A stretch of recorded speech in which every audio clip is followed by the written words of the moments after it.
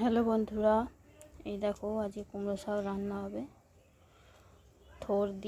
থোর আছে এখানে, থোর দিয়ে, আর এখানে আছে আলু, কাঁঠাল দানা দিয়ে কুমড়ো শাক রান্না হবে। তো তোমরা দেখতে থাকো রান্নাটা কেমন হয়।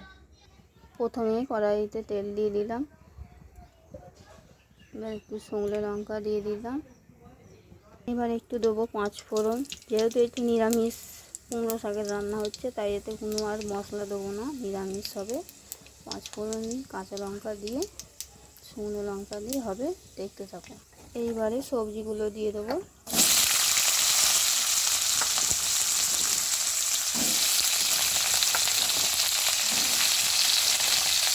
সবজিগুলো দিয়ে এবার একটু নাড়াচাড়া করে নেব।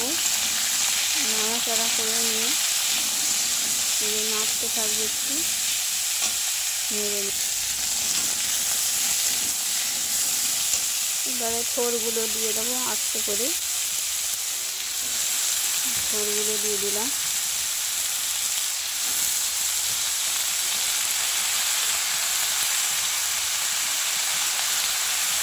থোরগুলো দিয়ে একটু নাড়বো।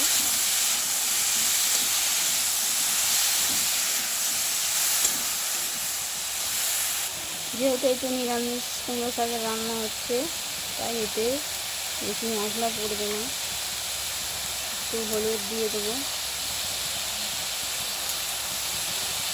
আর এই যে সানরাইসে জিরে গুঁড়ো,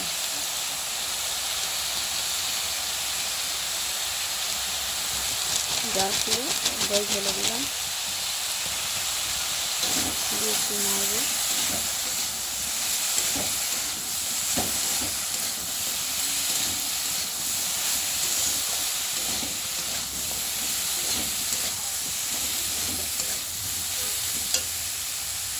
একটু স্বাদ মতো নুন দিয়ে দেবো।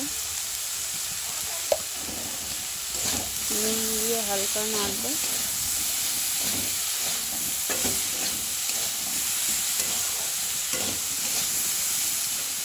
হালকা নাড়া হয়ে গেছে, এবারে সবজিগুলো ভাজা ভাজা হয়ে গেছে হালকা। এবার একটু জল দিয়ে দেবো, বেশি জল দেবো না, অল্প করে জল দেবো একটু।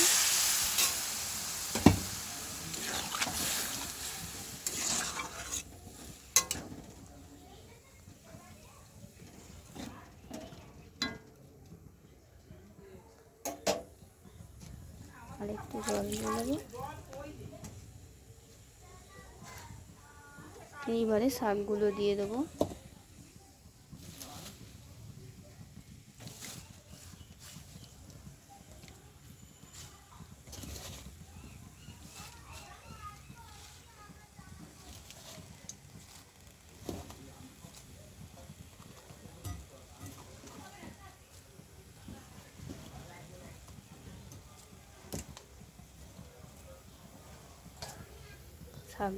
শাকগুলো দিয়ে দিলাম। এবার এর উপর ঢাকা দিয়ে দেবো। এবার একটা থালা নিয়ে চাপা দিয়ে দিলাম, এর হতে থাক।